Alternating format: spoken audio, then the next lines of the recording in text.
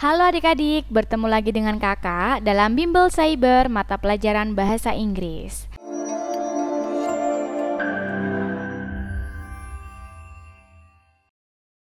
Last meeting, we have learned about definition and social function of procedure text. And now we are going to learn about feature language of procedure text. So, let's learn. Feature language dari procedure text itu ada 5. Yang pertama, using simple present tense. Yang kedua, using temporal conjunction. Yang ketiga, using action verbs. Yang keempat, use adverbs to express accurate time, place, manner. Dan yang kelima, use command or imperative sentence. So, hari ini kita akan membahas feature language dari prosedur teks yang pertama, yaitu using simple present tense. Nah, sebenarnya apa sih definisi dari simple present tense itu? Simple present tense is a tenses used to talk about something common, something that always happens over and over again, or a general truth. Jadi, untuk simple present tense ini merupakan tenses yang digunakan untuk membicarakan sesuatu yang umum. Kemudian bisa juga digunakan untuk menjelaskan sesuatu yang selalu terjadi berulang-ulang atau untuk suatu kebenaran umum. Nah, itu ya definisi dari simple present tense. Kemudian, the function of simple present tense. Sebenarnya gunanya atau fungsi dari simple present tense itu apa sih? Nah, fungsi yang pertama yaitu used to express the general truth.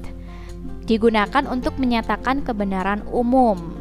Contohnya, lion eats meat. Singa makan daging.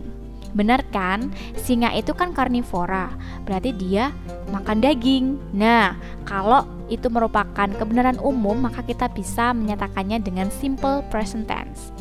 Berikutnya, selain untuk menyatakan kebenaran umum, simple present tense juga digunakan untuk menyatakan kegiatan yang rutin dilakukan atau used to express routine activities.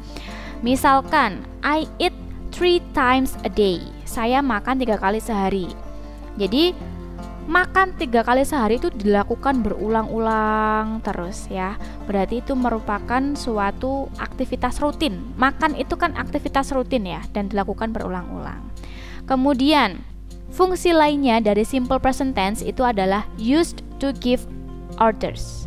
Bisa juga digunakan untuk memberikan perintah ya. Misalkan, pour sugar to the glass of water and stir it until they mixed.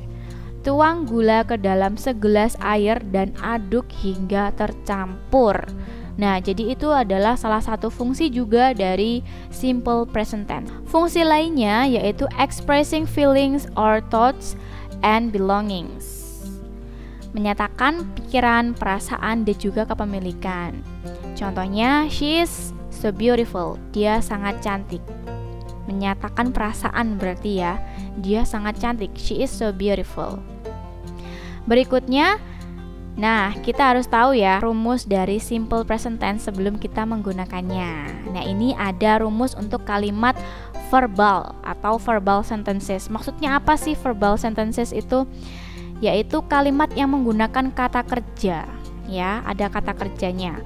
Untuk kalimat positif, rumusnya adalah subject plus verb 1 ditambahi s or is, kemudian object. Untuk kalimat negatifnya, subject plus do or does plus not plus verb 1 plus object. Kemudian untuk kalimat tanya itu diawali dengan do or does plus s plus verb 1 plus object. Nah, ini ada catatan penting ya untuk penggunaan simple present tense. Penambahan s atau is itu hanya digunakan untuk subjek he, she, dan it. Kemudian penambahan akhiran s itu digunakan pada kata kerja yang huruf terakhirnya adalah huruf konsonan. Misalkan buy itu menjadi buys.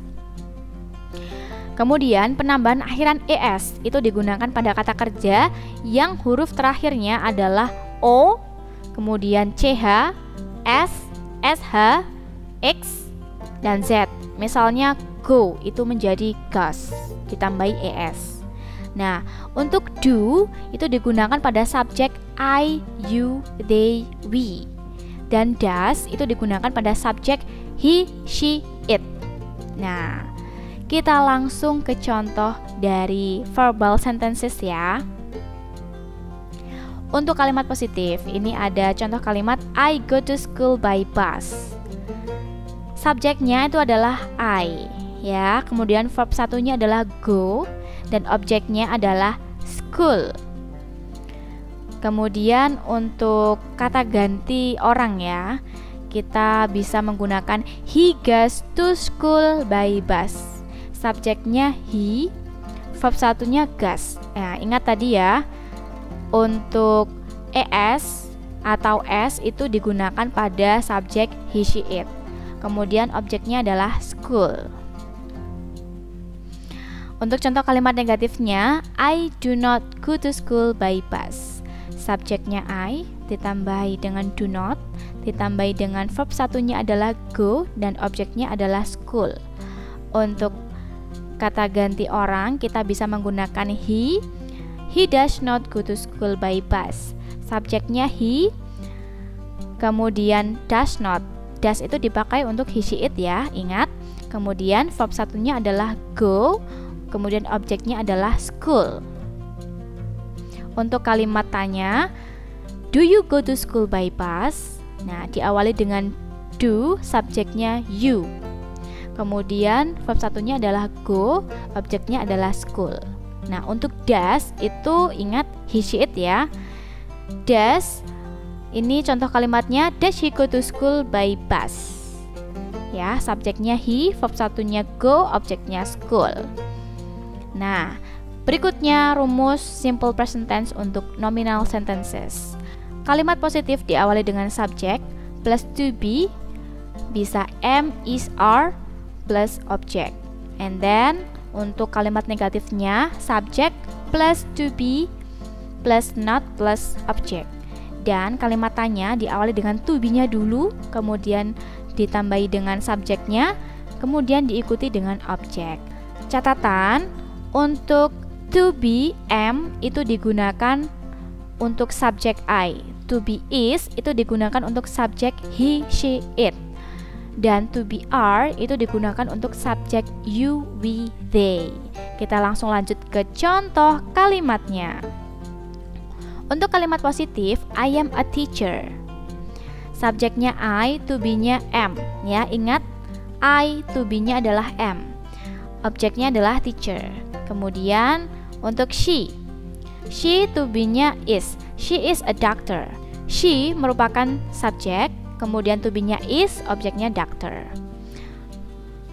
Untuk kalimat negatif, contoh kalimatnya I am not a teacher. Subjeknya I, to be-nya am, ditambah dengan not karena negatif, kemudian objeknya teacher.